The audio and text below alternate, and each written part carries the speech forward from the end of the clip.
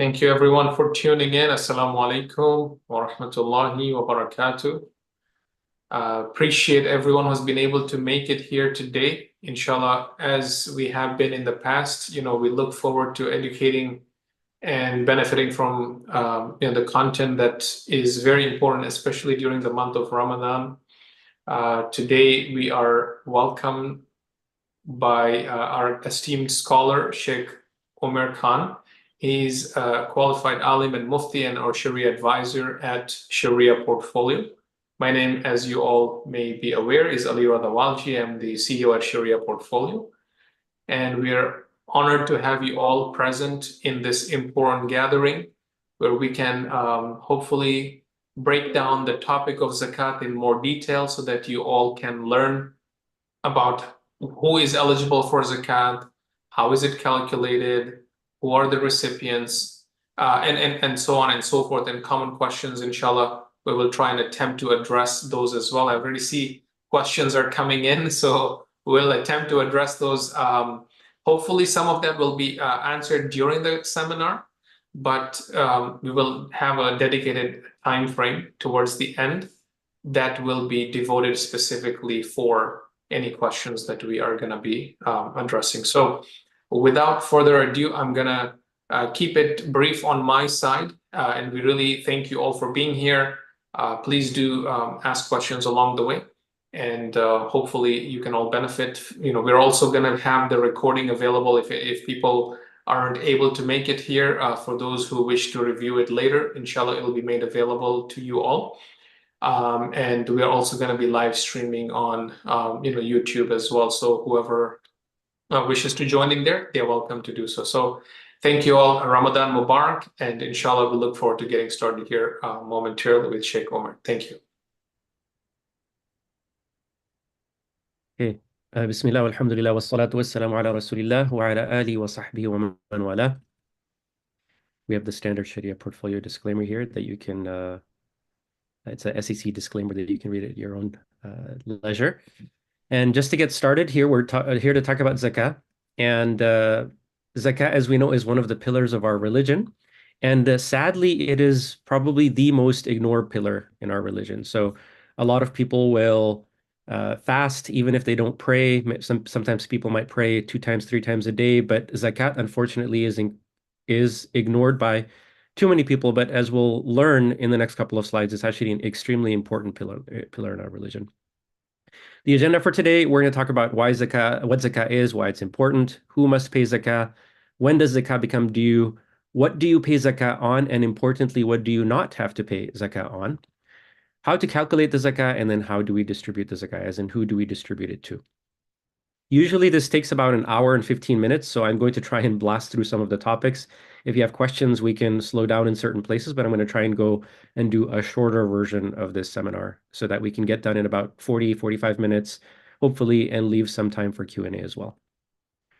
Okay, so as other ibadat in Islam, as acts of worship have names like salah, it comes from some sort of a linguistic definition, linguistic meaning of that word. The word salah, which means prayer to us, comes from originally the word sila, which means connection.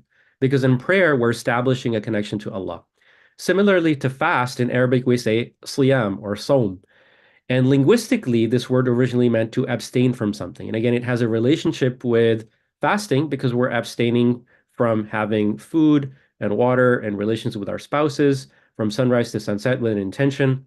And so there's some sort of a relationship between the name of that act of worship and the original word in the language.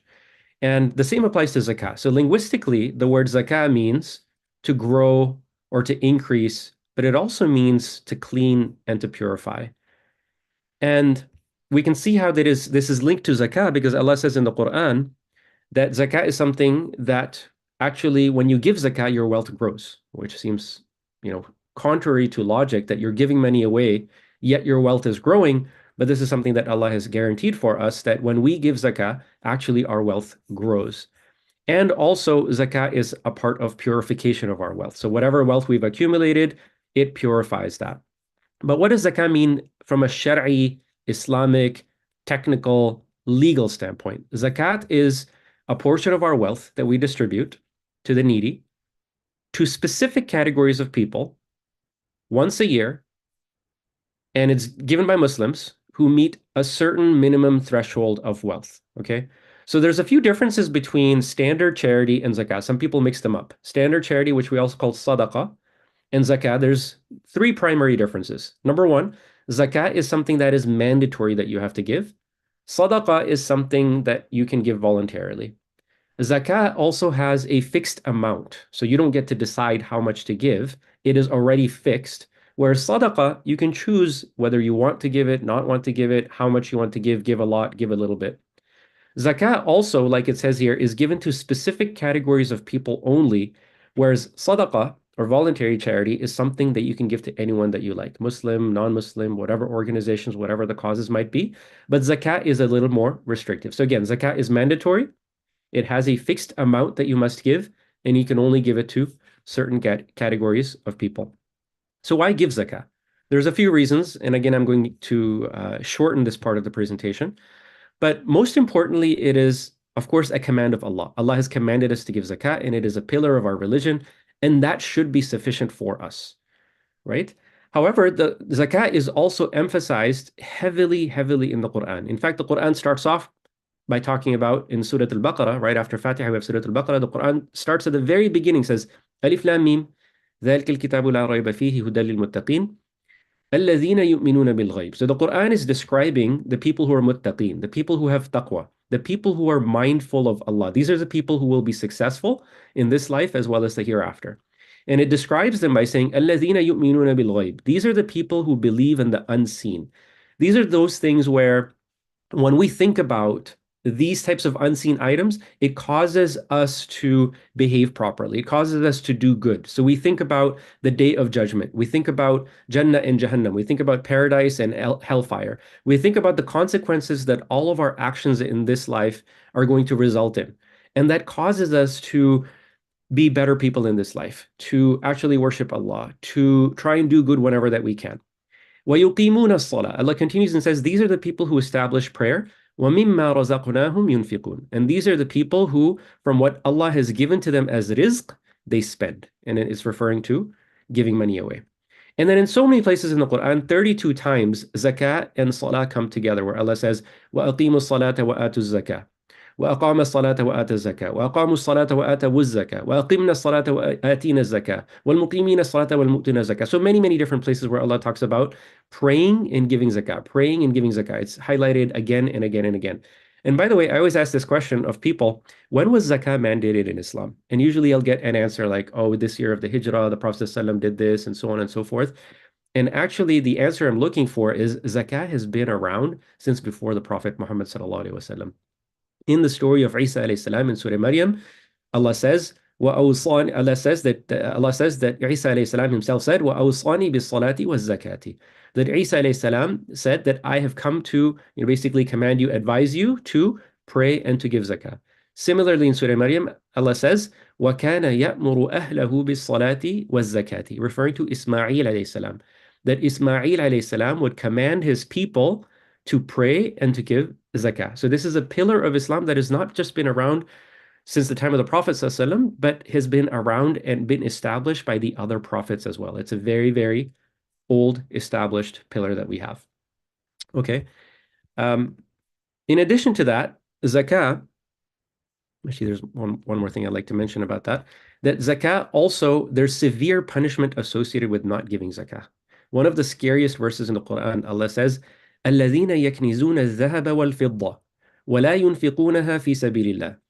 The people who hoard and gather gold and silver and they don't spend it in the way of Allah. The problem isn't with the hoarding. The problem isn't necessarily with collecting gold and silver or cryptocurrency or stocks or money or whatever. That's not necessarily the problem, unless it's distracting us from this life or it's obsessing, it's becoming an obsession for us to the point where we're not able to do the things that we're supposed to do, or we're hoarding to the extent that we're not giving any of it away. So Allah says, those people who hoard the gold and silver and they don't spend in the way of Allah, as in they don't give zakah, then what happens? فَبَشِّرْهُمْ بِعَذَابٍ أَلِيمٍ. Give them the news of a painful punishment. And then Allah says, يَوْمَ يُحْمَى عَلَيْهَا فِي نَارِ جَهَنَّمَ. On that day, as in we're talking about the day of judgment and what comes after, the gold and the silver that they collected, it will be heated up. It will be heated up in the fire of Jahannam. And then Allah says, فَتُكْوَى بِهَا جِبَاهُهُم وَجُنُوبُهُم وَظُهُورُهُم. And their foreheads and their sides and their backs will be branded with it. هَذَا مَا كَنَزْتُمْ. It'll be said to them, هَذَا مَا كَنَزْتُمْ لِأَنفُسِكُمْ. This is what you used to accumulate for yourself without giving any away. فَذُوقُوا مَا كُنْتُمْ تَكْنِزُونَ. Now you get to taste what you have been accumulating. So it's very, very scary verses about what happens if we don't pay zakah. Also, of course, zakat, when we give zakah, it inculcates gratitude within us. It teaches us to be less greedy. It provides so many psychological benefits. There's so many studies that say, if you get surprise money from somewhere, let's say you get a bonus, something like that, we get a dopamine hit. Our mind gets very excited, very happy. We go through some really good feelings. But if you decide to give that money away to the needy and you see that you're giving it to someone who needs it more than you do, it actually causes an even greater dopamine hit, makes us even happier than that. And zakah also bridges the gap between the rich and the poor, right? And so it's a welfare system in Islam. It allows money to pass from the rich and the poor. And as the rich are giving to the poor, it also removes jealousy and envy and hatred, because maybe the poor were looking at the rich and going, oh my God, why do they have so much money and I don't? But then they see that the rich are giving to them. And that removes some of these ill feelings that people might have in the heart. And I didn't mention it here. Of course, zakah also removes any impurity from our wealth, right? Sometimes we're sitting at work, or we might be doing a business. Maybe we weren't putting in our best. Maybe we weren't doing things as well as we should have. We might have wasted some time or done something with some deficiency, some level of deficiency, and zakat goes ahead and purifies that. Zakat also promotes the circulation of wealth. For those that have studied macroeconomics, you know that macroeconomics is all about spending money. Right? When you want to boost an economy, what do you ask the consumers to do? Spend money. Don't save the money, spend the money. And this, basically, Islam wants to promote circulation of wealth. Allah does not want to see you just accumulating money in your bank account. Allah wants to see you either spending that money towards something beneficial, or giving that money away in charity so that someone else can benefit from it, or that if you're not going to spend it, then invest that money so that that money can be productive. It can be used to create businesses, create employment, jobs, boost the economy, benefit others, create products and services that are beneficial.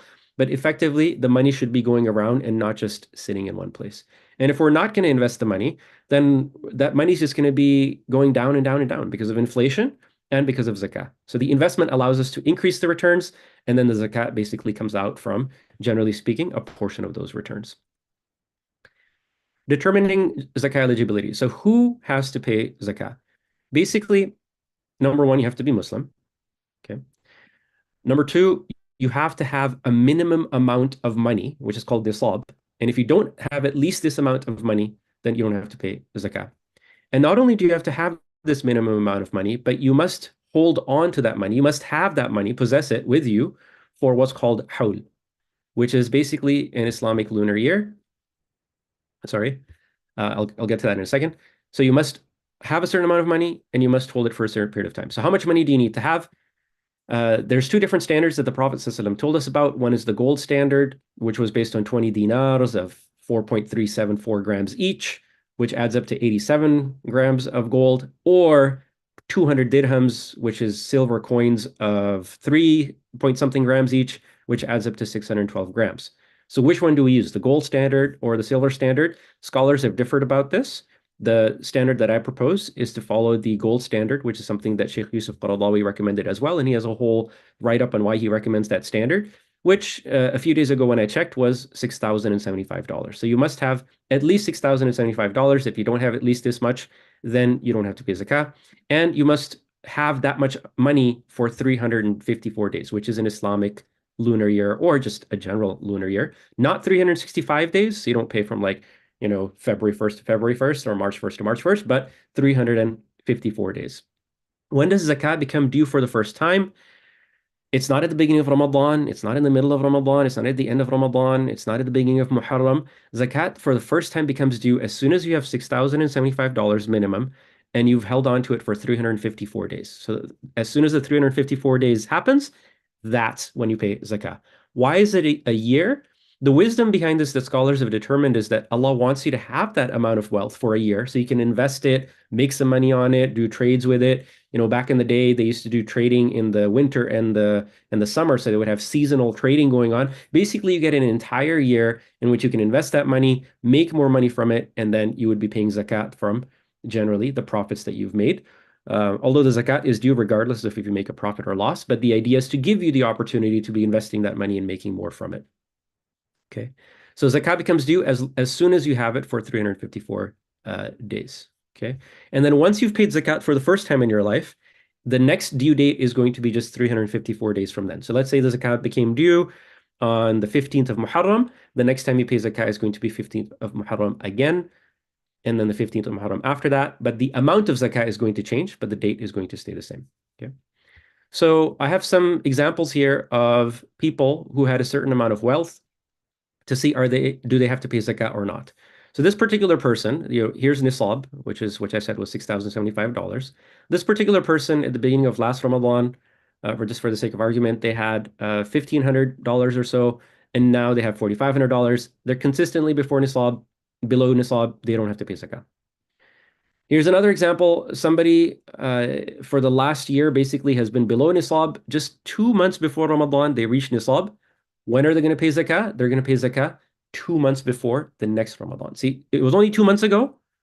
It was only 2 months ago that they reached the nisab value, that the amount of money in their bank account and stock account, everything all combined, reached $6,000, $6,075. So the next time they're going to pay zakat is going to be 10 months from now, okay? Because 2 months have passed. Each of these blocks is 2 months, by the way. 2 months has passed, another 10 months passes, lunar months, then they're going to pay zakat, not before that.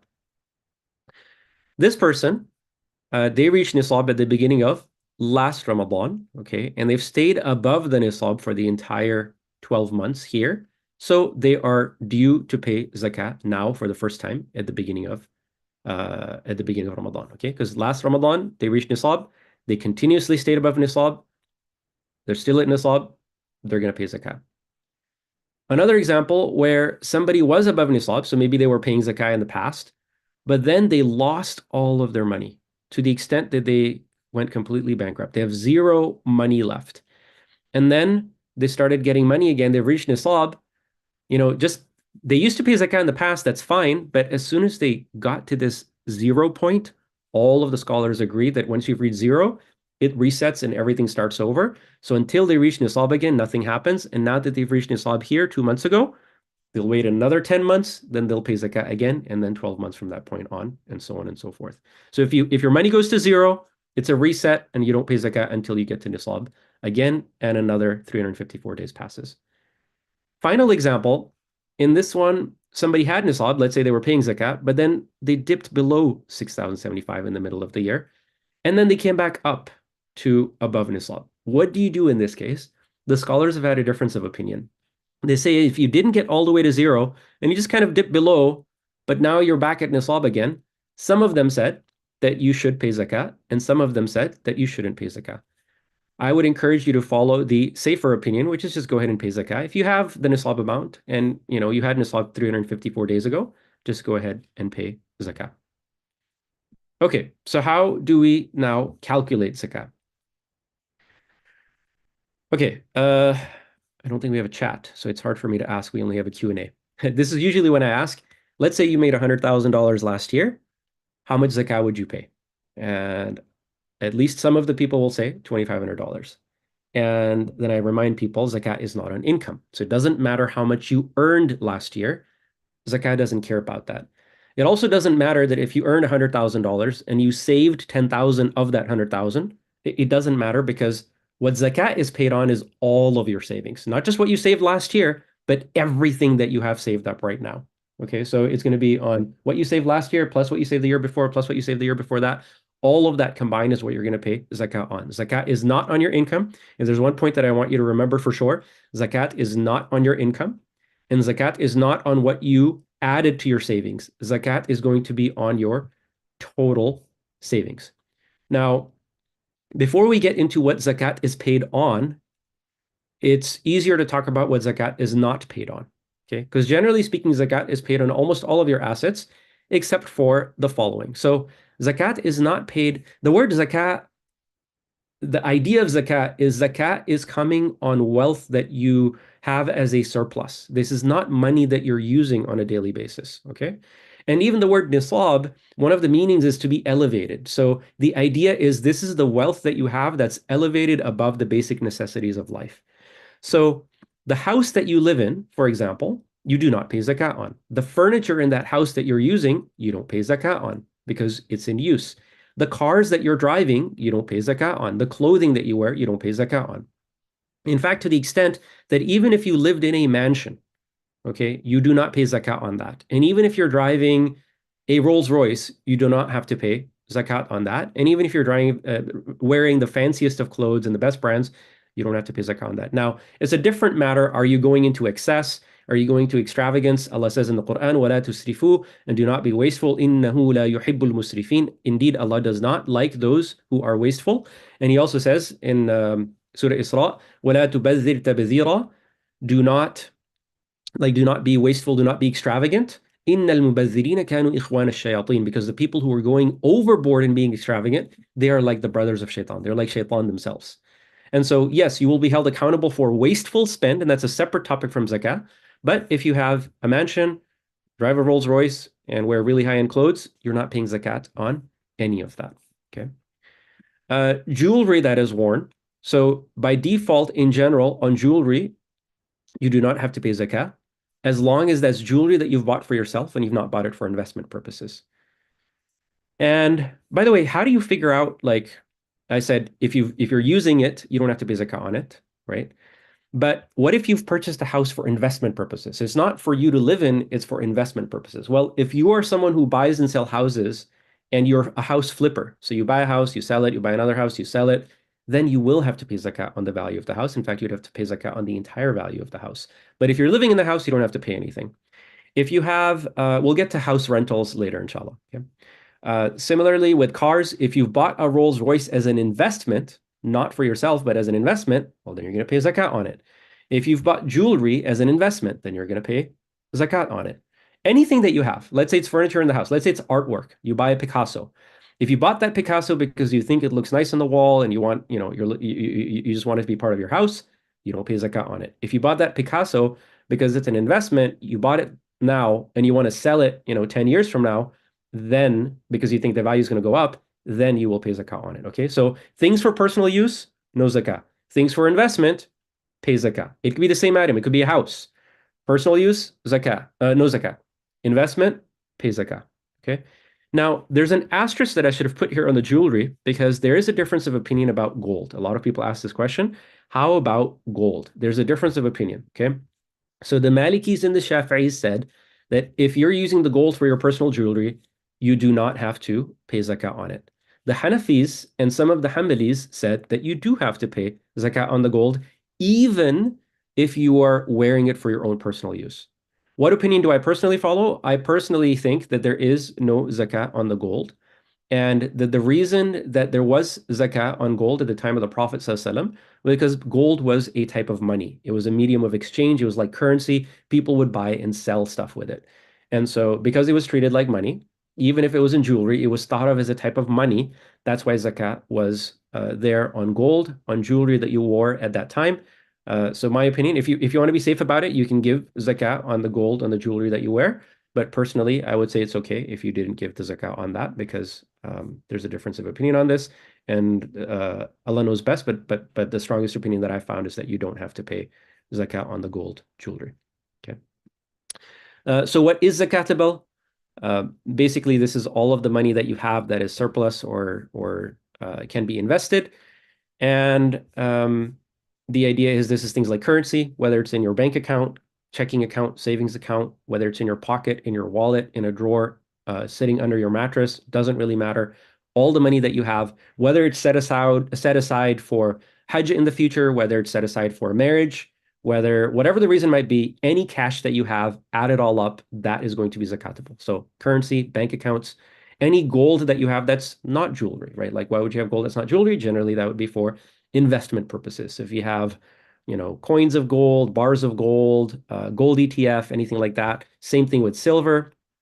Same thing with cryptocurrency. Cryptocurrency is basically like currency, so it's a medium of exchange, so you would pay zakat on that as well. Okay. Um, how about if there's cash that you have, but it's not with you because you've loaned it to somebody? So if you've loaned money to somebody and you think someday you will get that money back, then yes, you will pay zakat on that. If you think you will not get that money back because the person, you have very low expectations you'll get that money back, then you do not have to pay zakat on that because you're not expecting to get that money back. If you have a loan from somebody and you have that money in your bank account, let's say I've borrowed $10,000 from somebody, I don't have to pay zakat on that because it's not my money. I will be giving it back to that person. Stocks, yes, you have to pay zakat on stocks. We'll in a few minutes talk about stocks and how different ways of paying zakat on stocks. But yes, you do have to pay zakat on stocks. And that includes stocks, mutual funds, ETFs, exchange traded funds, employee stock options, restricted stock units, employee stock purchase plans, ESPP. So any type of equity that you have in a company that is going to be zakatable.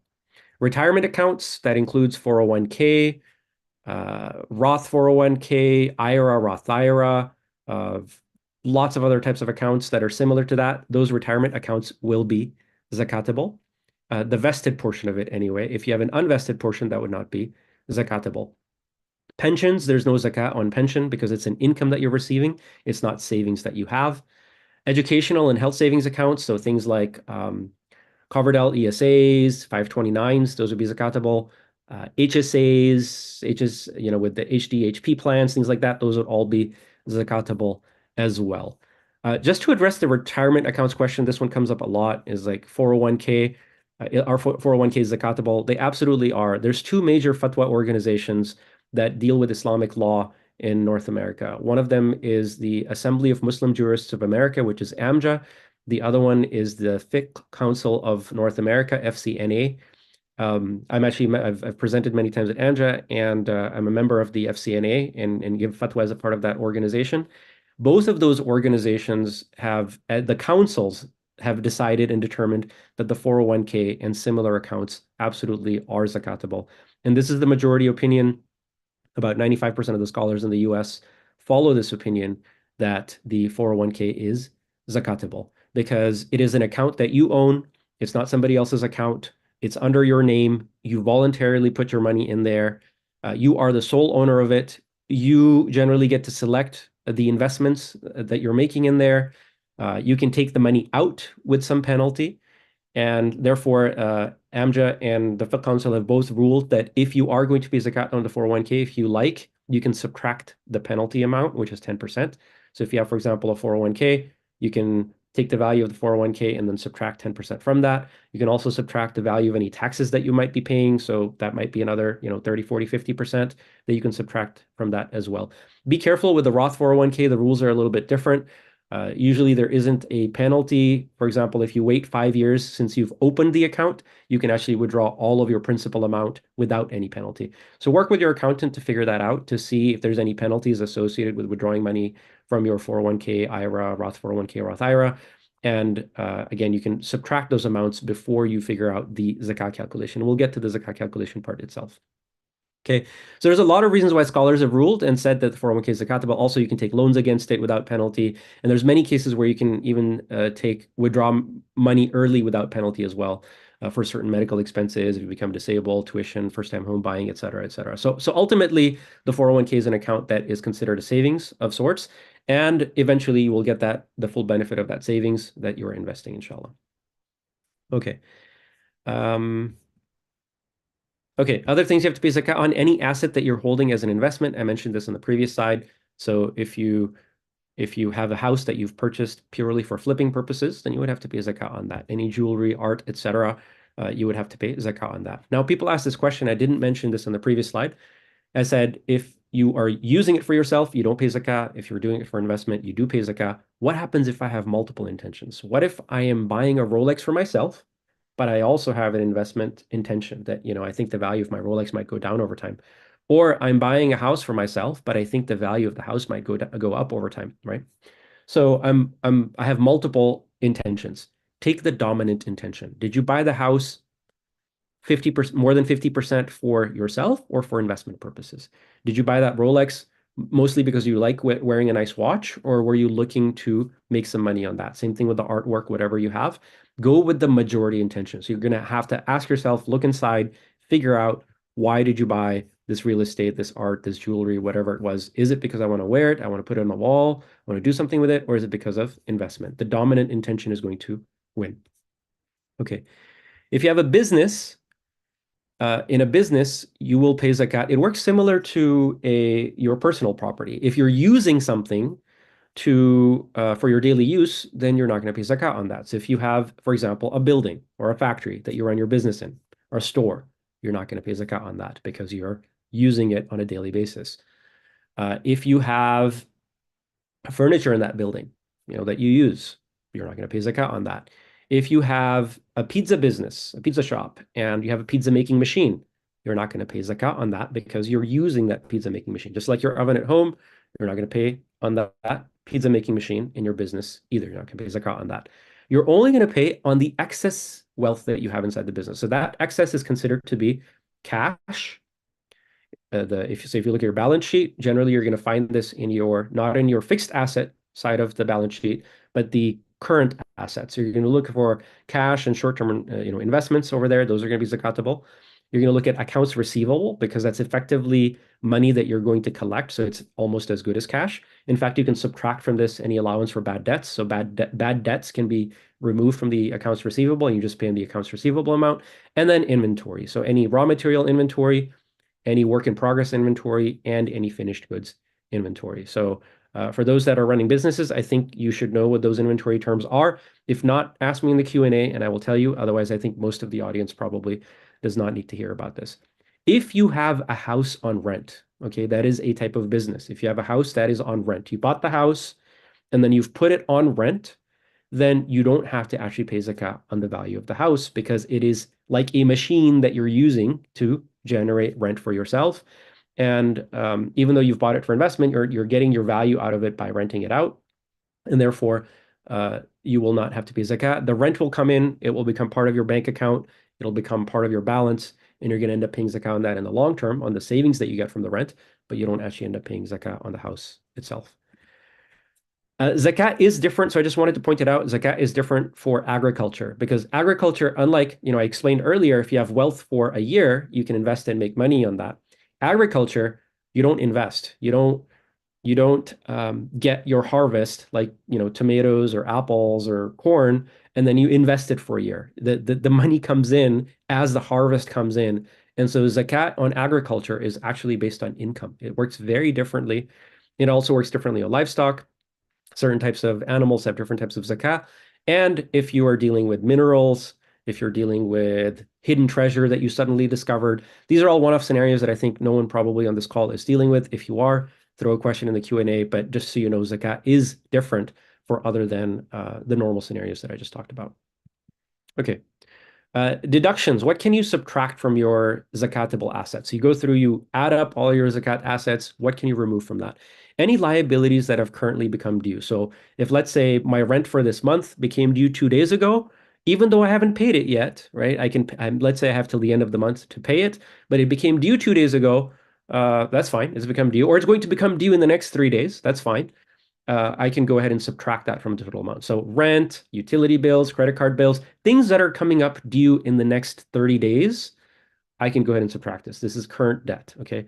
Things like also taxes that are coming due or mortgage payments or student loans that are coming due in the next 30 days, I can go ahead and subtract, okay? Any wages due, etc. All of this stuff I can subtract for the next 30 days. But I'm not going to take a loan or something that's due a year from now and subtract that, right? So if I have a mortgage, for example, I have a 30-year Islamic loan or whatever kind of mortgage I might have that has payments due over the next 20 years, 10 years, 3 years, 5 years, whatever. I'm not going to subtract all of those. I'm just going to take the most current payment that's coming up and subtract that only.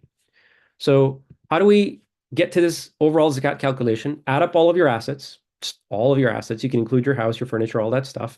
But then subtract those things that are not zakatable. So number one, we're going to subtract those things that are for personal use, right? The house, the furniture, the car, the clothing, all of those things that we're using for personal use.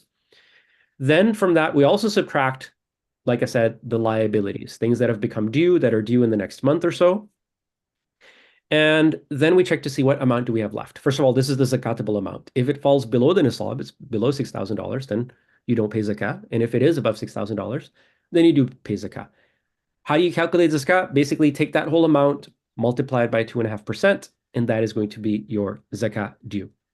There's an exception to this that I'm going to talk about, but generally speaking, you add up all of those amounts. So what you're taking is I add up my bank accounts, the amount of money in my wallet, the house that I had bought for flipping, my 401k, all these different things. I add them all up, subtract out these liabilities that I have, like I've got, a few $1,000s worth of bills due, whatever, subtract that out, take that whole thing, multiply by 2.5%. That's my zakat amount.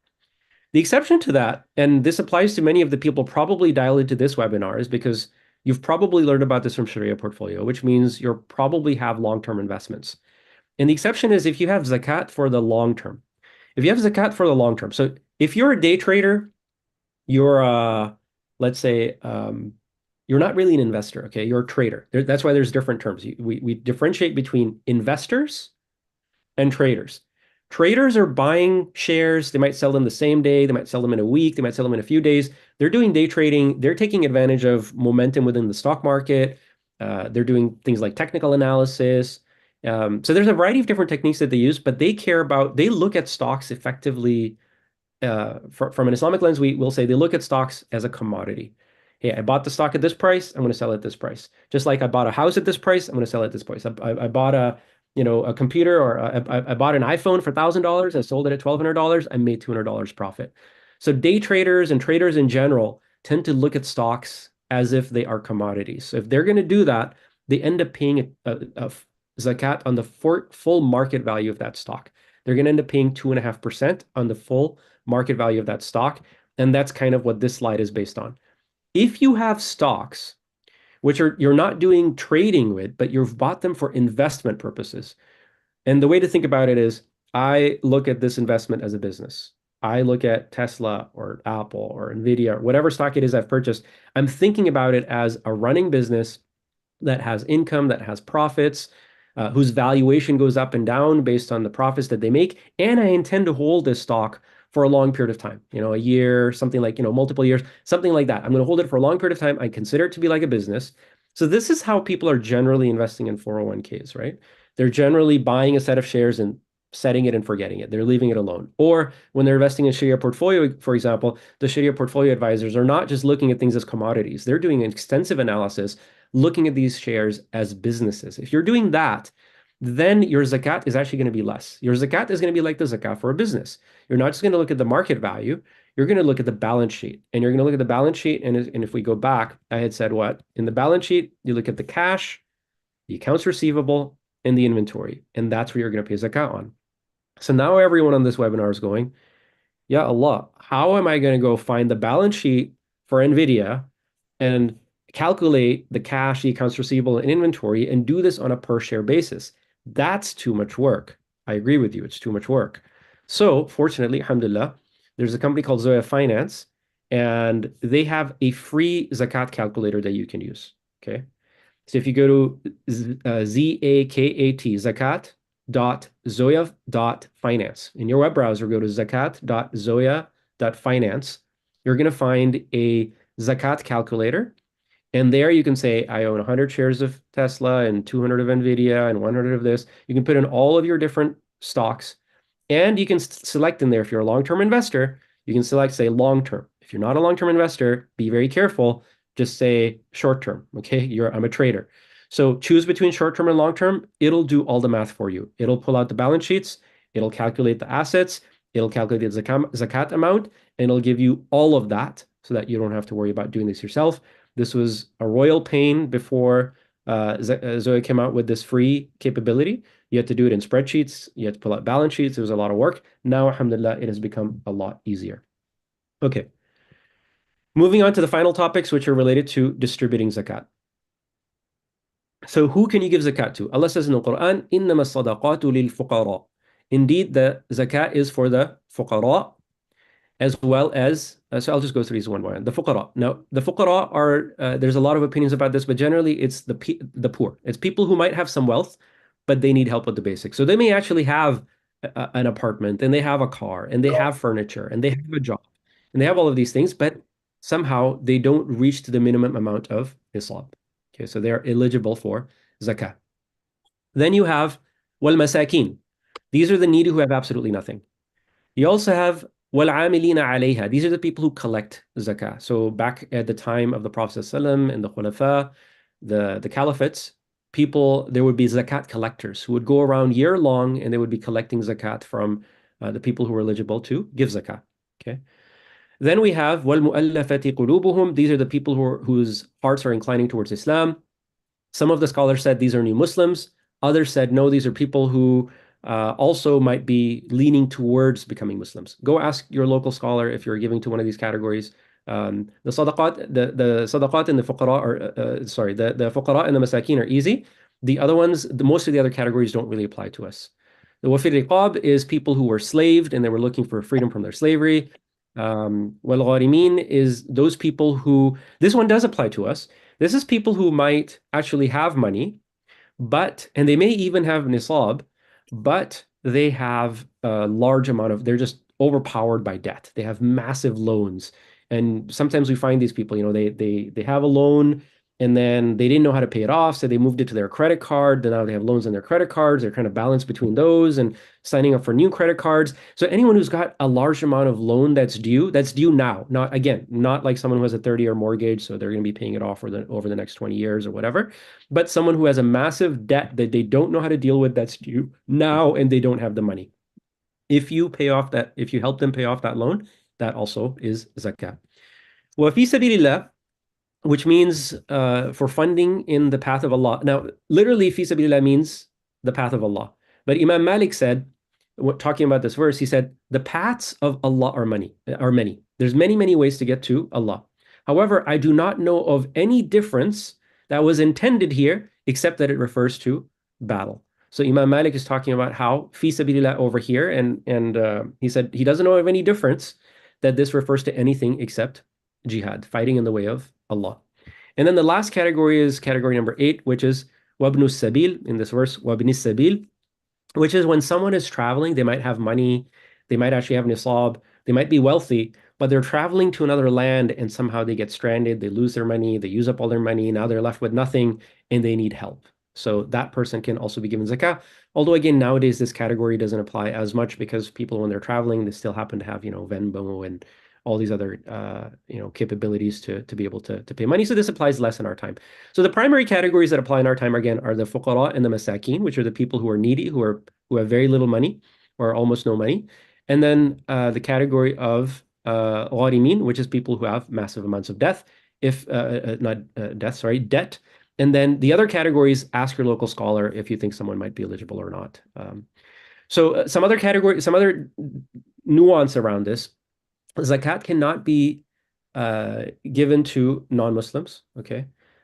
Except some people say, of course, like I said, some people said this could be given to people whose hearts are leaning towards Islam, but generally cannot be given to non-Muslims.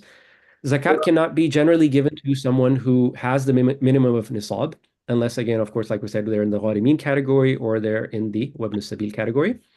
Zakat cannot be given to people who you are getting benefit from. So you can't say, hey, mow my lawn and I'll give you $100 zakah. Okay, that's not zakah. That's somebody who has earned wages and they deserve that from you. So you can't just give them zakah. Zakat also cannot be given to someone who you have responsibility for. So not your parents, because it's your responsibility from your money outside of zakah to take care of your parents, to your wife, to your children, to your grandparents, to your grandchildren. All of these are people who have responsibility. They have rights over you, so you can't give them zakah. And according to Abu Hanifa, a wife cannot give zakah to a husband, because when the wife gives zakah to the husband and then the husband spends that back on the wife, there's a conflict of interest over there. But zakah is okay for siblings, so your brothers, your sisters, nieces, nephews, uncles, aunts, cousins, in-laws, all of that, no problem. Okay. Also, be careful about which organizations you give zakat to. Not all organizations are zakat eligible. Some of them will claim to be zakat eligible, but they're not. So if they claim to be zakat eligible, ask them, hey, which scholar has blessed you to be zakat eligible? And make sure it's a scholar that you trust. And then you can give them zakat. But a lot of organizations will claim to be zakat eligible when they're not zakat eligible. And again, zakat can only be given to these 8 categories. Okay. Prioritization of zakat. Scholars have either made it mandatory or highly encouraged that you give zakat to those who are close to you. Close in two ways. They could be family or they could be close in terms of your neighbors. So your neighbors have more right to zakat than someone who might be further away from you. People in your city have more right to zakat than those who are in cities further away from you. People in your country have more right to zakat than those in countries other than yours. Okay. So it's very important that we pay zakat locally because while everyone in the world might send zakat to Gaza and Palestine, nobody from the world is going to send zakat to the US except Americans. I can guarantee you, no one from Pakistan is sending zakat to America, right? So as Americans, we should definitely make sure our local causes are taken care of, our families are taken care of, and then we give to other causes. Lastly, last slide, a few miscellaneous issues. Can you give zakah without the intention of giving zakah? No, you must have the intention that you're giving zakah. So if you give charity with the intention of, oh, I'm giving, voluntary charity, and then you come back later and say, oh, no, I want to change that to zakah. No, you can't do that. You must have given it as zakah. Do you have to tell the recipient that you're giving it to them as zakah? No. Sometimes that can be offensive. It might, upset someone. So it's fine. Let's preserve their dignity. You could just say, here's some money from you. You don't have to tell them that it's zakah. Can you pay zakat in increments? Yes, zakat is due immediately, so you can set that money aside. Say, it's due on me immediately. But maybe someone, if you give them $10,000 at once, they might just spend it not so wisely. You want to give them $1,000 a month over the next 10 months. Not a problem. Set it aside. Give it to them in increments. It's not an issue. Can you pay zakat in advance? Yes, you can pay zakat in advance. So if you have zakat that's going to be due next year, you can start paying it, now and over the next 12 months. Give zakat as the time comes up. You don't have to wait till the very end to pay the zakat. And can you make up for past zakat? So if you didn't give zakat last year or the year before, you missed some zakat 10 years ago, yes, you can, again, pay it as soon as you can so that your zakat obligation is taken care of. You would have to calculate the value of whatever it was you were going to give zakat at that time. So if you had a house that was for investment, let's say it was $500,000 then, but it's worth $1 million now, well, the zakat is going to be on 2.5% of $500,000, not the million now. And what if you gave zakat to someone who wasn't eligible? Well, if you didn't have knowledge and you didn't know that zakat was only given to certain categories and you accidentally gave it to someone, no problem. Don't worry about it. It's over. But if you knew you should have given it to a person who was eligible and you intentionally didn't do that, then you will have to fix that. Okay. That's the end of it. If you have more questions, so there's a number of questions here in Q&A, and I think I'm going to just go through them quickly and answer as many as I can. If you have questions after that I haven't answered, please feel free to go ahead and send me an email to umer@shariaportfolio.com. If you have questions about Sharia Portfolio in general, you can also send them to this email address, info@. Okay, so let's go through these questions. So first question was, how is zakat treated on a secondary home where mortgage has not been paid off? So I'm going to go through the text questions before I take the hand-raising questions. So how is zakat treated in secondary home where the mortgage has not been paid off? The secondary home, again, if the secondary home is for personal use, let's say you have a vacation home that you go to every summer or whatever, you're not going to pay zakat on that. If it's for investment purposes, then you would pay zakat on that regardless of the status of the mortgage. Okay. Does the gold money you're paying zakat on have to be in your possession for at least a year? Oh, okay. Excellent question. Once the nisab is established, $6,075, okay, then you wait 354 days. That's when zakat becomes due for the first time, right? After 354 days. What do you pay zakat on? Do you just pay on the 6,075? No. The zakat that you're going to be paying is on all of the balance of all of the things that we talked about. Add up all of your assets, okay, subtract all of your liabilities, subtract all of the personal stuff, all of that stuff. That's what you're going to pay zakat on. So let's say you had, just to make it clear by the way of example, it's a very important point. Let's say I had $6,075, or let's just say I had $10,000 for the first time. I had zero money all my life.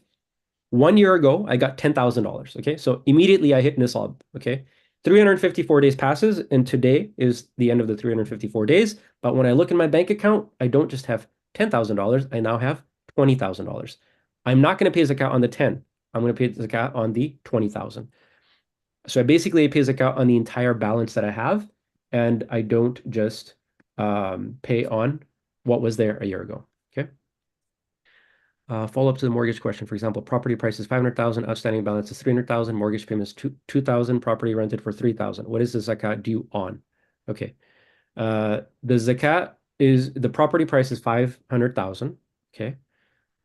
So let's first assume, first of all, if this mortgage is on your personal house, okay, then there's no zakat due on it. So don't even worry about that. Okay.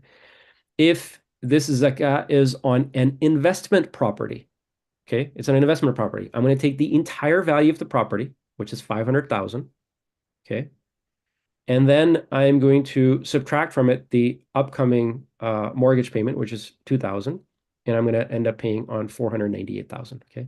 If it's a rental property, which the question seems to indicate maybe a rental property, which I've rented out for $3,000. Okay. So now what I'm going to pay on is actually none of it.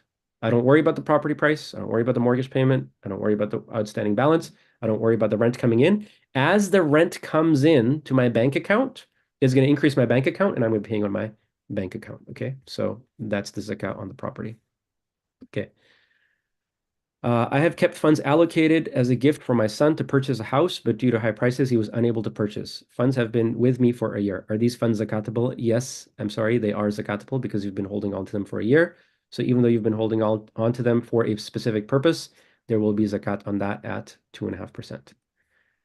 In an expensive area where we are saving to buy first home, do we have to pay zakat from it? Yes. Zakat is due on all of the savings that we have, regardless of what we might be saving that from for. So I highly encourage, if you are saving money towards a first home, to also be investing that money.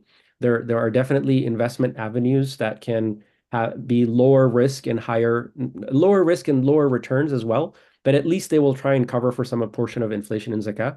So work with your Sharia portfolio advisor or whoever it is you're working with, a different company, different organization. Try and make investments so that the zakat isn't just continued to reduce the balance, but that you're investing money and the zakat just comes from a portion of that. But yeah, even if you're saving for first-time home in an expensive area, you will have to pay zakat on that. If you reinvest returns instead of retaining them in cash, is zakat due? Yes, the zakat is, because remember, the zakat is not on the returns, right? So it's not on the dividend returns. It's not on the capital gains. It's not on whatever you're adding to your bank account. The zakat is due on the total savings. So if you've got, again, $10,000 in your bank account, you're going to pay 2,500 zakat on that. Let's say you have another $10,000 in your stock account that's on a drip plan or some sort of dividend reinvestment plan. You take the $10,000. If you're trading it as a trader, then you're going to end up paying 2.5% of that. If you are investing it as a long-term investor, then you're going to go and use that tool that I talked about, which is going to calculate the balance sheet and all of that good stuff, and you're going to end up paying a lot less zakat on that. I'll take one quick thing here, Sheikh, just to give you a brief moment of break from all talking. One thing that you all can also keep in mind, inshallah, is that if you do have appreciated stock, especially last year was a pretty good year so far, this year is going well, and I expect, inshallah, if things continue, you have mechanisms where you could transfer some of your appreciated stock to an account called a donor advised fund account. Okay, so this is a charitable account which allows you to organize your giving to any 501c3 nonprofit organization of your choice, local masjid or any other nonprofit that you wish to donate towards. And so by doing this, you avoid having to pay a capital gains tax on an appreciated stock. At the same time, you're getting a tax deduction on the donation that you are going to put into this DAF account. And then subsequently, as you are calculating your zakat for the year, you can donate that from the donation account, the DAF. And any surplus amount in the DAF can also be invested and give you potentially more dollars in the future to donate in the future as well. So just want to mention that as you kind of work through your zakat, we have a lot of people who are getting ready or have already begun donating in Ramadan, which is a popular time that they wish to give, in the month, inshallah. I reward all of you who are participating in that and supporting a lot of these nonprofit causes out there. So, it's a standard practice. Our team can, inshallah, help you to decide if this is good for you. and also how we can facilitate the giving process. If and when you're ready to start making those donations, we can help you throughout the A to Z. So just wanted to plug that in because I know it's going to be relevant to hopefully a lot of the attendees that are here. Yeah, Jazakallah khair for that. In fact, we should be finding every way possible not to pay capital gains. Capital gains is a lot of tax that can be avoided in so many different ways. So just giving in charity to general, giving your stock, working with charities where you can donate your stock directly. Many organizations will accept stock directly, and you can talk to them and say, "Will you accept my stock?" If you give away the capital gains, it is so beneficial. You end up saving the capital gains tax. You end up giving to the organization more than that you thought you could. They end up getting more money at the end, and it ends up actually becoming a larger charitable deduction for you. So you end up paying less tax even from that perspective. So you avoid the capital gains and you get a tax deduction. You could do that normally. If you want to do that in a more managed fashion, the donor advised fund, the DAF, is a good way to go. And Okay, if let's any take of some of the these. nonprofit organizations wish to have their endowments managed, that's another avenue that we can explore. So a lot of masajid and other, charitable organizations doing wonderful work on the ground, who need support in managing their investment portfolios, we can assist. We're generally more lenient on the fees, especially if it's for charitable purposes. So endowments, we like to be more careful in supportive in that sense. So again, if you're dealing with a nonprofit and they don't know how to facilitate acceptance, because we do get questions from nonprofits who don't know how to accept stock, we can work with them to facilitate this for them. And then subsequently, if they're sitting on cash and need assistance with growing their endowment so that they're more self-sufficient, that's another area that inshallah we can help that. So hopefully, I know we have a few more minutes. We'll try and address any more questions, and anything we don't get to today, we will attempt to hopefully try and address them in the course of one-on-ones with any of your advisor, or we can reach out back to Sheikh Umar, but we'll try and address whatever else we can here in the course of the next few minutes. Yeah, if we can go a few minutes over, we can try and address as many of these as we can. Absolutely. Okay. So question is, do I pay zakat on the stock value or just the profit? The amount that you're going to pay zakat on is the value. Now, again, and I know I'm being repetitive, but I'd rather repeat this, is if you are trading stocks as a trader, you're going to pay on the full market value of the stock. So if I own 10 shares, $100 each, the total amount is $1,000. Okay, I'm going to pay zakat on that $1,000. Okay, it's going to be $25. Okay, zakat due on that. However, if I am acting as an investor, okay, if I'm acting as an investor, I can use the Zoya tool to do the calculation, and the zakat amount is going to be a lot less because you treat it like a business. Another question, can I pay zakat to relatives back home for buying a house? And the answer is, as long as they are eligible, as long as the amount of money that they have is below the nisab, then they're eligible for zakah. And sure, you can give them money, and they can use that to buy a house. The best way to give zakat is not to give it to someone and say, "I'm giving this to you for a house," or "I'm giving this to you for a while," or "I'm giving this to you for something," but to give them zakat in an unrestricted fashion. So you just give them the zakat, and you say, use it as you wish, and if they want to use it to buy the house, that would be completely fine. Okay. Have some gold as investment. Should I calculate the zakat on price purchased or current prices? A good question. You always will be paying zakat on the market value. Okay, so zakat on anything, on any asset that you have, whether it's gold, whether it's cryptocurrency, whether it's zakat bought as a commodity for trading purposes, whatever you're paying zakat on, you will always be paying it on the market value, not on the price that you purchased it for. So that was a good question. Other common questions. Okay. Can you use the Zoya Zakat calculation tool to calculate zakat on the SPUS ETF? Yes, you can. Zoya, when it comes to ETFs, they don't actually go through and calculate they don't use the balance sheet method to calculate the zakat. They use a different method. And the different method is basically looking at the average of the balance sheets across the market and using that and applying it to that specific ETF to calculate the zakat amount. So what it's going to be doing for SPUS is going to assume that the cash, the accounts receivable, and the inventory is roughly equal to 30% of the total assets. That's how it's going to do the calculation. If you don't want to worry about the calculation, don't worry about it. You can use the tool it's fine. Okay. It'll give you the zakat amount on SPUS, SPRE, any of the SP ETFs, you can do the zakat calculation on that tool. And that's not an answer. For those that wanted to know the details, the calculation is more of an average rather than an actual. Okay. Um, okay.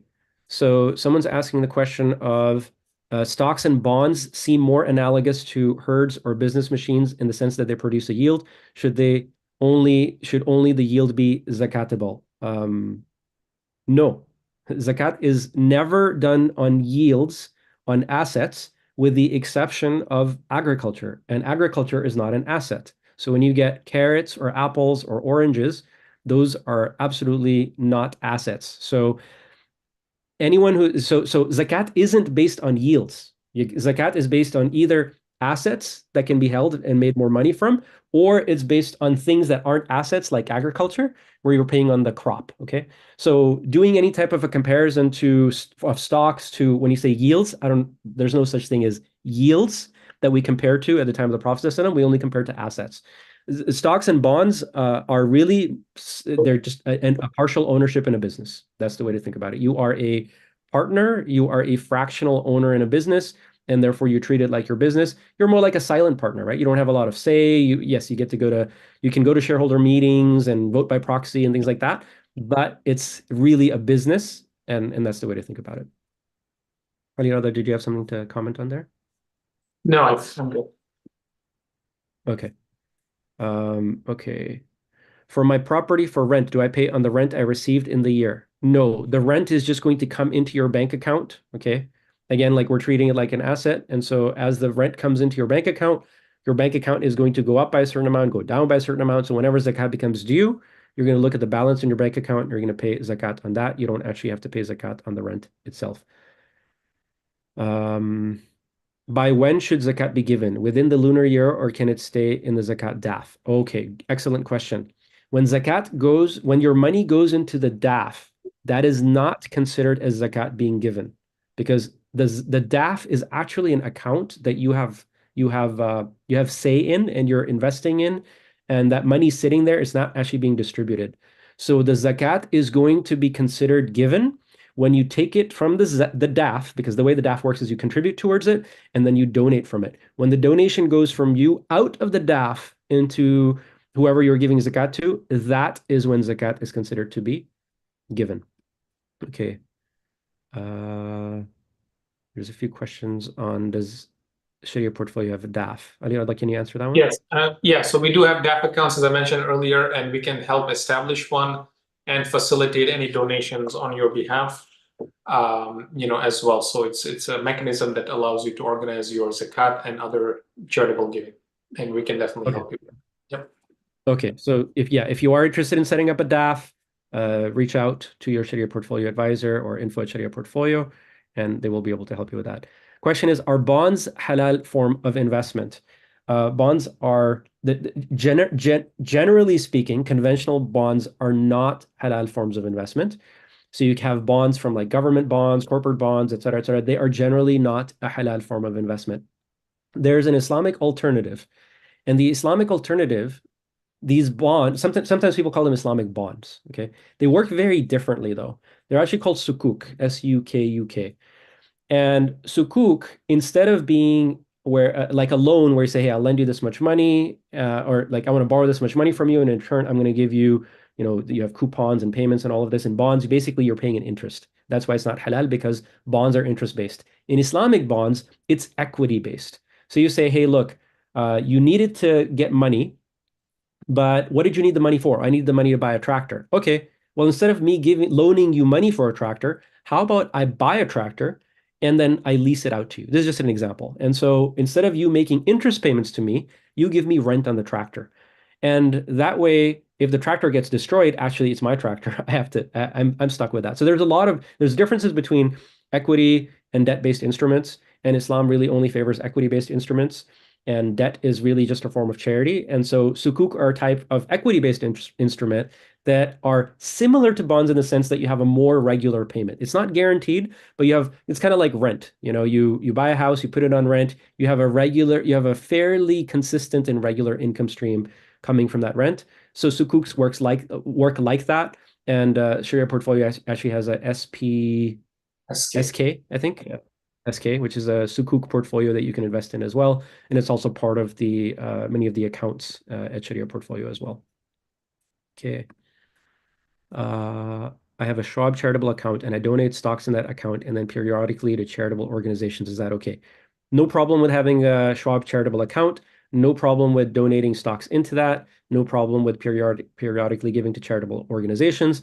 Just realize that your zakat, if you're using it for sadaqah, no problem if you're using it for zakat. The zakat is not considered to be given until you've given it to the charitable organization. Okay. If you had long-term stocks that you sold midway during the year, then you buy crypto. How do you calculate zakat? Okay, so you had long-term stocks, you sold them, you converted them to cash. Now you purchase cryptocurrency. Look at the market value of the crypto. 2.5% of that is going to be zakat. Okay, again, market value is the default for everything. So that's why the zakat on crypto often ends up being a lot more than the zakat on stocks, because cryptocurrency is a type of currency, whereas stocks are a type of business, and businesses, the zakat is less. The money's in circulation. Cryptocurrency, think about it. Cryptocurrency is not money in circulation, it's just money sitting there. Okay, so I discussed earlier on about how Islamically the ideal is to have the money be in circulation. Usually cryptocurrency just kind of sits there and it's not in circulation. So that's why you end up paying a greater amount of zakat on it. Okay. Unfortunately, for the 401k mutual fund, Zoya does not have zakat calculation. Is there another tool which does it? We are trying to work to create a tool if possible. This is not easy. We're trying to create if we can create. We're trying to see if we can create a zakat tool within Sharia portfolio that's super helpful for the accounts. In the meantime, since we don't have that, you can work with your investment advisor. And the question is, does Zoya not have, okay, is there another tool which does it? What you could do is you could look at the holdings in your 401k. So you could take it, look at how many do you have? I have 100 of this symbol, 73 of this other symbol, 44 of this other symbol. Take that, put that into Zoya, and it should be able to calculate your zakat for you. Okay. Is it okay for zakat money to stay in the masjid because it was given but still stay same amount? I don't know what that question means. Maybe if you can ask Yeah. that question. And you can look at any other ones that are clear. Yeah, Sayed, okay, question. But you only held the crypto for 6 months. It doesn't matter. It doesn't matter how long you've been holding your things. I said, as long as you've reached Nisab, okay, as long as you reach Nisab, $10,000, and that's happened for 12 months, from that point on, it doesn't matter what you've held for how many months, whether you've had it for 1 month, 3 months. If I got a bonus 2 days ago of $10,000, I'm paying zakat on that today because my zakat's due today. So it doesn't matter how long you've been holding it. It's absolutely irrelevant. It's just that you need to have a minimum of Nisab for 354 days, and then you just pay zakat on whatever your balances are. It doesn't matter how long you've held them. Okay, that's not really relevant. Is zakat on reinvested dividends for long-term investments treated in any special way? No, zakat and reinvested dividends, you ignore the dividends part. The zakat will become equity. They'll become the stocks. So when you calculate the value of the zakat on your stocks, that will just be included in there. You don't have to pay any special zakat on the dividends themselves. Okay, I thought I had to pay zakat on what had been in my possession for a year, so I paid less than I should have in the previous years. What should I do?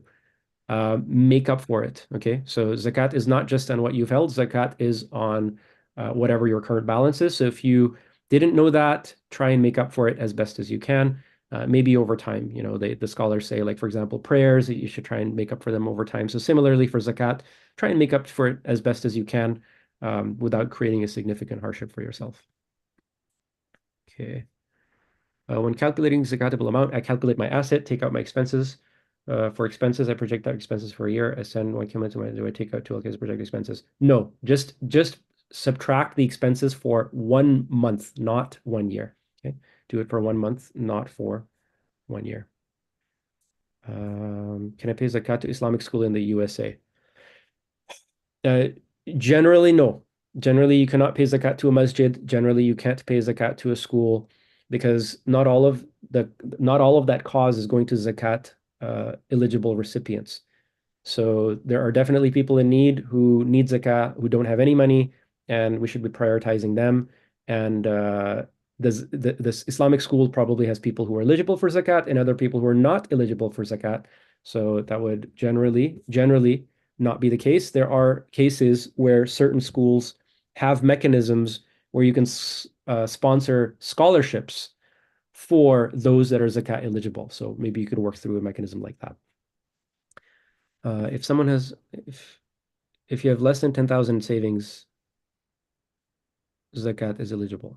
If you have less than 10,000, so if you add up all your bank accounts and your stock accounts and all of that stuff, and then you subtract out your house and furniture and all those things, once you've done that and you have less than 10,000 altogether savings, then you're still going to have to pay zakat as long as you have 6,075 in savings. So if they have 6,075, then they do have to pay zakat. If it's less than that, they don't have to pay zakat. So the word 10,000 doesn't really come into play. It doesn't really matter. You go by 6,075. One question, Sheikh, that comes up is, say I have $1 million in my 401k, right? Yeah. But I don't have surplus cash in my bank account. What should I do to pay the zakat? Because okay, I'll take the penalty. If I again, the penalty for those who are not familiar generally applies to those who are under the age of 59 and a half. The penalty, if you're above that age, generally you're exempt from having to pay the penalty and you just have to pay taxes. So let's say you pay the penalty and the taxes and you have, let's say, 600,000, still 2.5% of that. I may not have that kind of cash sitting around. So what is the scholarly opinion on how to deal with that? Yeah, it's a tough question. The ideal world is one in which we've planned this out. Unfortunately, 401k planning is very difficult, and people don't fully appreciate how complicated it can be. And so people start putting money in, and they don't even realize how much the money might grow. And so over time, the money could grow to a point where you have $1 million in your 401k, but you only have $50,000 in your bank account. And so you're trying to figure out how to deal with the situation. So in an ideal world, you plan it in a way that you have enough money outside your bank, outside your 401k that you can use to pay the zakat. If you don't, I think taking penalties is not a good way to go. Like why pay a penalty if you don't have to? So something that you can do is say, look, let me just, I can't pay all of my zakat, but let me write down my zakat liability and let me try and maybe pay for it in the future. Okay, so you make it a debt to Allah, you pay it in the future. The other thing I highly encourage people to do is number one, plan. See if you can plan, or at least if you haven't planned so far, plan for the future. Do the best that you can. Number two, I really do encourage people to shift away from 401k and IRA to Roth 401k and Roth IRA. Particularly as there's a lot of investment reasons to do so. We don't know what taxes will be like in the future. Also, if you're investing for any reasonable amount of time, you're going to end up winning more in the Roth IRA and the Roth 401k because you'll pay your taxes up front, and then your money's going to grow tax free, and you're going to pull it out tax free. And in those situations, it's also really easy to pull the money out from a Roth 401k and a Roth IRA. It's very easy to pull out your principal. So there's many, many reasons I would encourage people to go towards Roth. If you haven't done that, start putting into a Roth from this point on, right? So you've been putting into a 401k or IRA before, start taking advantage of the Roth. Again, talk to your advisors, talk to your accountants, etc. Figure out the best thing to do. But I do not encourage people to take the penalty because that does hurt. And nobody, Allah is not trying to cause a hardship on you that more than we need to bear. And so just try and take note of how much zakah you have due and pay it off in the future. So it's a debt that you will owe Allah in the future. Okay. There's a good question here about I read on this website that the zakat on taxes are analogous to naturally irrigated land. And so you pay 5%, actually you pay 5% on land that you have to irrigate, you pay 10% on land that is naturally irrigated, and then they say 10.3% because they're rounding up to account for the fact that you're doing it in the solar calendar. So they say instead of 354 days, we want to round it up to 365 days. So your zakat is going to be 10.3%. I believe that opinion is mostly found on the Saturna Amana website. I've spoken to Saturna about this. I think I think they'll be open to. We're working on a zakat document from the Fiqh Council that we can share with Amana to get them to change their mind because I don't know where Amana is getting this from. If you ask any scholar in the U.S., I've asked as many scholars as I could in the US, dozens of them. Nobody has had this opinion. So this is a minority opinion of someone trying to compare zakat to agriculture and land. zakat on stocks to agriculture and land, which is, from what I understand, a flawed analogy. It's an opinion, but I don't agree with it. Doesn't really make sense to me. I would encourage you not to follow that opinion and to just follow the Zoya opinion, which is just the standard opinion, which is that you pay on stocks as if they're a business. Okay. Some companies, oh, there's another question here about taking zakat on averages. So let's say you have a fund. The link that they gave was to the National Zakat Foundation in the UK. I believe the head over there is Sheikh Sohail Hanif, and the Sharia advisor over there is Mufti Faraz. And what they did was they looked at the FTSE, which is the stock exchange in the UK, and they calculated that based on the average of the FTSE, zakat, if you're doing a long-term investment, zakat is approximately equal to 20% of the 25% of the market value of the shares. So they came up with that value. We wouldn't use that value in the US because the US is a little bit different. I think we have more of a steel industry and manufacturing and some other things. And so the average that we discovered in the US was closer to 30%. Okay, so we say use that when you're applying it to funds. So if you're applying it to SPUS, you're applying it to HLAL or one of these other funds, then use that value. Otherwise, calculate the exact value in the stock. But for funds, you can go ahead and use the 30%, and that's exactly what Zoya will do, the Zoya Zakat calculator. How do you deduct taxes from your Zakat calculation for your long-term stock holdings when using something like the Zoya app? You don't. You're not deducting taxes except for, oh, are you talking about like 401k? So okay, so 401k, what you do is you do your Zakat calculation. Um, Yeah, that's a good question. Let me think about that while I'm answering other questions. Okay. Some companies offer deferred comp plans, a portion of the income deducted pre-tax put away into an account. You do not have access until you retire and or leave the company. You cannot pay a penalty to withdraw it. Okay, in that case, you do not have to pay, since you're not able to withdraw it, you do not have to pay zakat on that. Okay. On the Uh, taxes, if it's regarding the 401k, wouldn't it be where you first look at the market value at the time of when your calculation comes due? You take the penalty, you take the taxes, and then you take the zakat calculation on the remaining amount. Isn't that the idea? that's how you would do it if you're using the market value. But if someone's invested in the 401k for the long term, then you're not going to be using the market value. You're going to be doing the Right. zakat on account. 30%. Yeah. Yeah, which is a lot less. So it just requires a little bit more thing to Yeah. do it.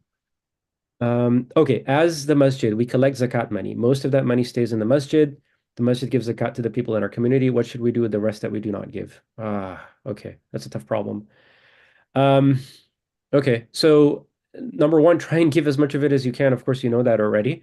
The amount that you're not able to give, maybe hand it off to another organization that can benefit from it. So if you have a local charity that you trust, you can give it to them. If you are not able to give it to that local charity, then maybe find a national charity that you can give to that's good for zakat. And if you're not able to give them, then give it to a global charity. That's how I would do it.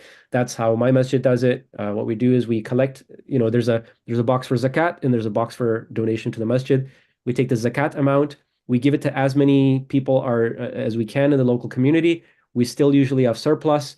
We give it to another local organization called Uplift, which distributes that money to zakat eligible recipients within Southern California, which is where I live. And then once they start, they say we have too much money, then we go to another national charity and give money that way. So, good question. As a masjid, you definitely want to try and give as much of that directly to the needy because your local community deserves it more than to organizations within your community and then national and then global organizations. Um, okay, and then calculate, subtract taxes. Okay, so for a retirement account, do you use the Zoya tool to get the zakatable amount? Then calculate, subtract taxes and early withdrawal penalties from that amount to get a final zakatable amount to which you will donate 2.5%. That sounds like a really good way to do it. Okay, let's do it like that. So go to the zakat. So this is the answer to both of the questions that we're trying to figure out how to do zakat on their retirement accounts, and they're using the calculation tool from Zoya. Here's what you could do. You can go ahead and take the total balance of your 401k or IRA, whatever it might be. Okay. So let's say it's $100,000. Take the entire $100,000 Figure out what the penalties on that would be. Okay, so let's say it's not a Roth, it's a regular 401k, and you're going to pay a 10% penalty for early withdrawal. So that's $10,000, right? Figure out what taxes you would have to pay on it. So let's say, it's 10% state and, 20% federal, or 30, let's call it 30% federal. That's another 40%. So that's going to be another $40,000. So you started with $100,000, you subtracted the penalty, you subtracted the taxes, you're left with $50,000. Okay? You're left with $50,000, right? That is zakat eligible. Now, what you're going to do is go to the Zoya tool and just plug in the total amounts, right? So you say I have this many shares of Nvidia, this many shares of this many shares of that. That tool will tell you two things. It'll tell you, hey, we added up all the amounts. This amount is actually what you have to pay 2.5% on. And then once we calculate the 2.5%, this is what it is. Okay. So rather than take their calculation of the 2.5%, take the amount that said this is the amount that you have to pay zakat on. Okay. So let's say you have $100,000 worth of shares. Zoya might tell you something like you need to pay zakat on $25,000 of it. Okay. It's $25,000. So then what you do is you take that amount, okay, you subtract the penalties and the taxes and all of that, and you see what you have left, and you pay zakat on that. In many cases, you're going to end up paying no zakat. That's what's going to happen, I think. Okay, someone has a traditional home mortgage with interest and they live in that house. Are they eligible for zakat to pay towards a mortgage loan? Are they eligible as under debt? No, they're not. They're not. They should work towards taking that conventional mortgage and flipping it to an Islamic mortgage, but no, they're not eligible for zakat. It's because that amount is not due right now. Is it okay for the zakat money to stay in the masjid? Okay, so that one was already answered. Is this webinar being recorded? Yes, it is, and it will be shared.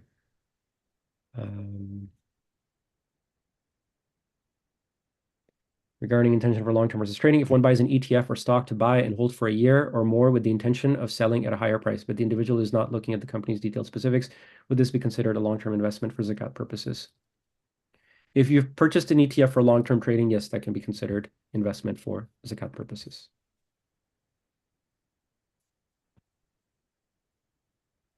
What if I don't have the ability to pay zakat due to lower income, but possess assets that qualify for zakat? So I have paintings, I have crypto, and other assets. Okay. Well, then you need to take some portion of those assets and liquidate them in order to. In fact, that's the original for zakat. The asl for zakat, the original, was that people would have, they'd count and they say, oh, I have 40 sheep. Okay. I'm going to take one of those sheep, and that sheep's going to be zakat. Oh, I have this amount of jewelry. Okay. That, it's for investment purposes, whatever. I'm going to take a fraction of that jewelry and give that jewelry away as zakat. So that's how people would treat it. So if you don't have enough income to pay for the zakat, then sell a portion of your assets, like a portion of your cryptocurrency, for example, and use that to pay zakat. By the way, you can also pay zakat to certain organizations in crypto directly. They will accept cryptocurrency directly as well. How does tax payment calculation work on also zakat? allows, the DAF accounts that we are working with also allow acceptance of cryptocurrency donations as a way to transfer that. So, okay. How is zakat treated on money put into trading accounts that are used to generate income for the family's living needs?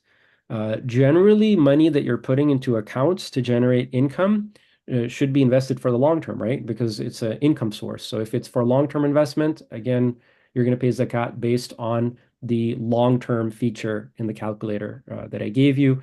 If you're doing day trading in it, then that's just a terrible idea to take take money that's for your family's living needs and you're day trading in that. Don't do that. But anyway, then you're going to end up paying 2.5% on the market value anyway. It is what it is. In the case of reaching nisab, is the zakat due on the nisab value or the total assets minus nisab? The zakat is due on the total assets, not minus. There's no minus nisab. So the zakat is going to be due on the total value of all your assets minus the things that I said you can minus. So nisab is just to know, the nisab amount is basically just to know, do I have to pay zakat? Do I not have to pay zakat? That's it. Once you figure that out, the zakat is due on the full balance. What happens if you paid after 354 days pass, like within 10 days? Okay. Well, if you pay at like 365 days and then you pay again at 365 days, you pay again at 365 days, you're letting too much time pass by, so the amount of zakat is going to be greater, right? So you'd have to increase the amount of zakat that you give.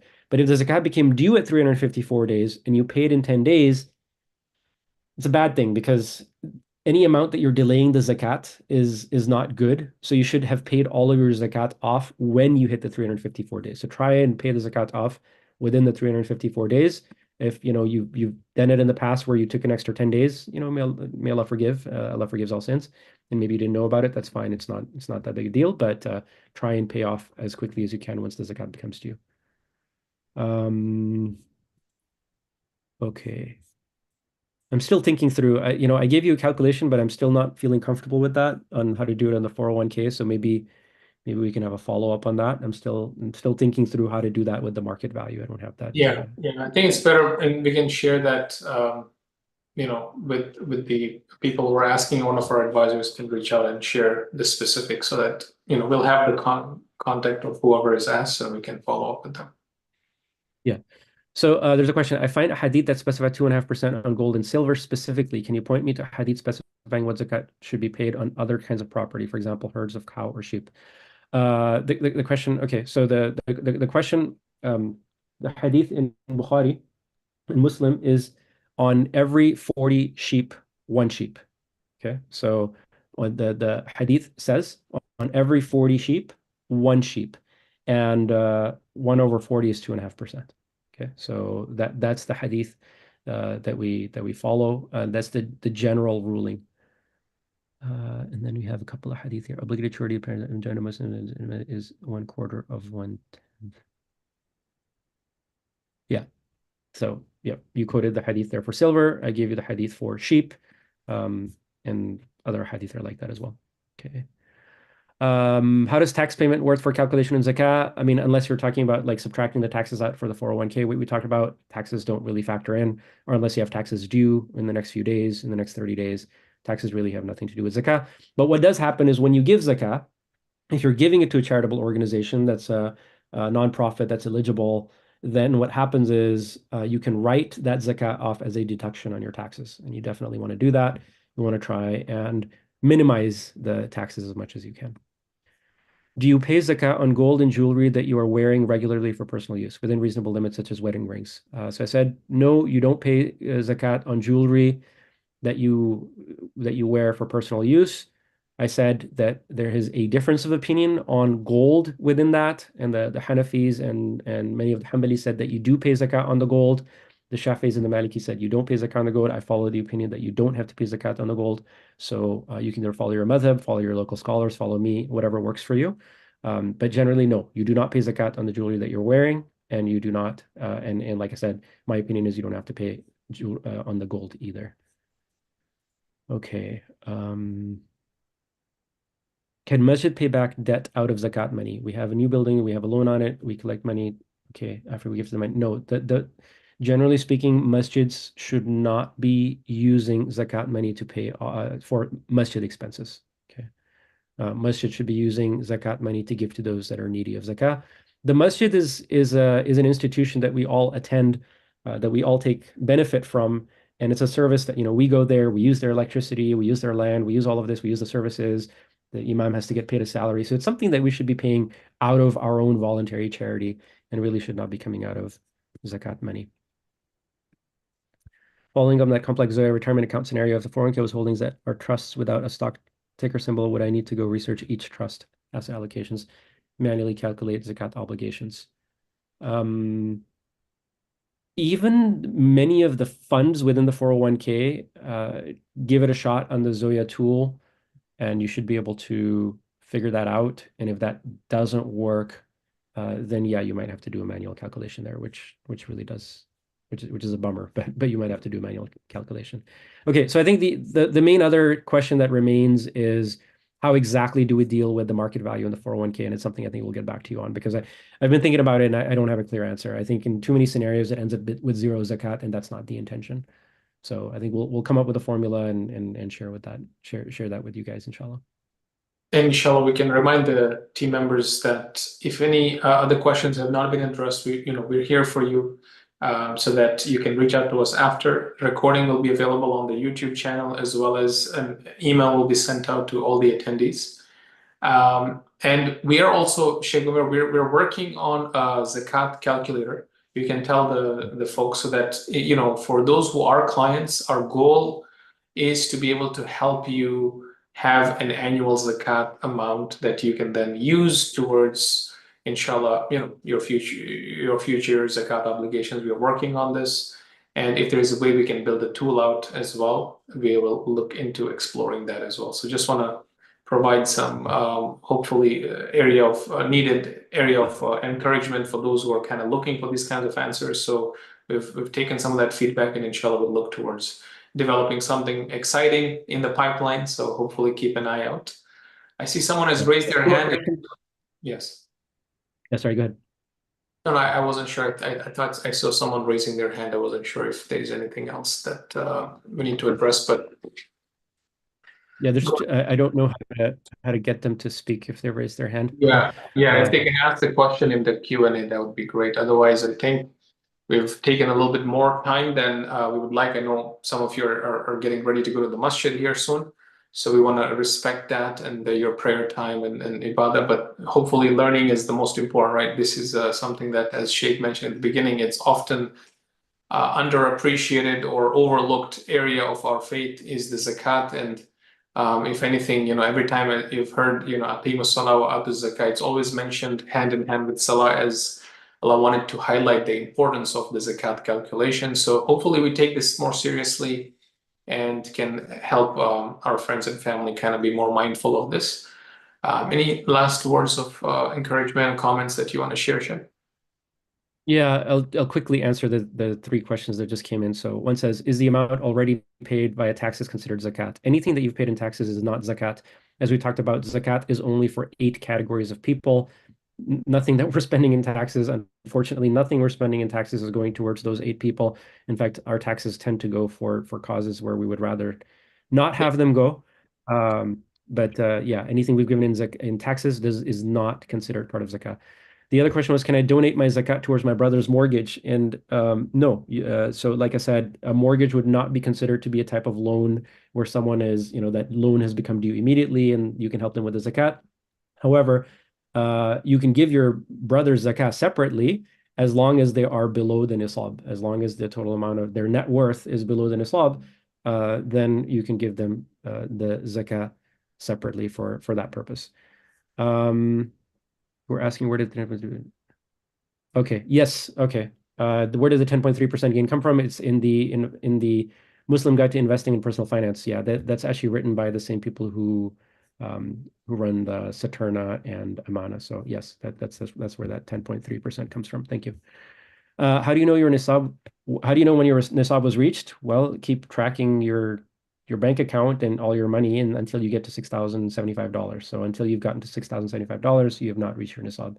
Once you reach that nisab, as soon as you reach it, the countdown begins to 354 days. For example, do I have to set the time every year to pay zakat, and what if I claim zakat at a different time each year? You would not be calculating your zakat at a different time each year. So, okay, this is only a problem for those people whose total net worth is flipping around 6,075. If you reach 6,075, you've reached your nisab once, right? And you're generally staying above it, don't worry about this, right? Like generally people don't have to worry about this. Those people whose total net worth is sitting around, hey, I'm between like 5,000, 6,000, 4,000, 6,000, 7,000, 4,000. Those people might have to worry about it. And they just have to say, okay, as soon as the first time the nisab is reached, I said, remember, go with the opinion that every 354 days after that. So let's say you reached at the beginning of Muharram, every beginning of Muharram after that, you pay your zakat. Just keep paying zakat. You don't have to keep doing the math unless you hit 0. You hit 0, then it starts over. So it's very rare someone's going to hit 0 amount of money. Other than that, it's not an issue. Is 6,000 nisab per person? Yes. The 6,000 is yes per person, but also the wealth is per person. So zakat is paid per individual. So if there's a husband and a wife, and the husband has $10,000 and the wife has $5,000, right? The wife doesn't have to pay zakat, but the husband has to pay zakat because he's above the nisab. So if the husband has 6,000 and if the husband has 5,000, the wife has 5,000, neither one of them is paying zakat. So it's due on every person. but it's also due on their wealth. Okay, so you're not going to combine the wealth and say what's the combined wealth. You don't look at it that way. You look at every person's individual wealth. So a family of four, will it be 24K? No, the family of four, the nisab is not 24K. So I have myself, I have my wife, I have four kids. Okay, the way that I look at it is my four kids, none of them, actually one of them has nisab, so he's going to be paying zakat this year. The other three, they don't have nisab, so they're not going to be paying zakah. Okay. My wife, she has some money, so she's going to pay zakah from that. Okay. And then I have money, and I'm going to pay zakah from that. So my wife has to figure out, does she have nisab? My eldest son, he's got to figure out he has nisab, and he does. And I have to figure out if I have nisab, and I have to pay zakah on that. So zakat is due in every individual. Zakat is not a family obligation, similar to, you could say, like salah, right? I can't say like, well, I'm going to pray on behalf of my kids. No, I can only pray on behalf of myself. I encourage them to pray for themselves. So zakah works as an individual obligation. Okay, I think we've covered a good 49 questions, alhamdulillah, and the 50th is the one that we'll follow up on. There's another few remaining here, but I think we're going to have to skip because we've reached the end of time. So as final words, just a reminder, as Ali Alba like eloquently stated, zakat is a pillar of Islam. And the Prophet ﷺ said when he was talking about money, he described that for our ummah, one of the biggest challenges, or the challenge of our ummah is money. And so we struggle sometimes when it comes to money. Our ummah's greatest challenge a lot of times is money, right? And so it can be very difficult to give the zakat. And sometimes we have this view of like, I have to give this mandatory charity. The way to really think about it is not even really charity. It's a debt that's due. It purifies our wealth. And remember and have this faith that when we give our zakat, that Allah will grow our wealth. So yes, we're giving 2.5% away, but we don't know where we might get barakah in our wealth from elsewhere. We might get a bonus we didn't think about, an investment return that we didn't anticipate, a dividend, or even if we're anticipating it, right? Maybe it would have been a loss, but Allah turned it into a gain for us. So as long as we have the tawakkul in Allah and we focus on giving our zakah as obedience to Him, even though we might not enjoy it, we might not like it, and we're finding it difficult to give the money away, inshallah, let's engage in zakah and let's not ignore this pillar of our deen. Subhanakallah wa bihamdik, ashhadu an la ilaha illa ant, astaghfiruka wa atubu ilayk. Assalamu alaikum. Walaikum salam. Thank you all again, and look forward to keep us in your du'as, and hopefully you have a blessed rest of your Ramadan, inshallah. Jazakallah khair.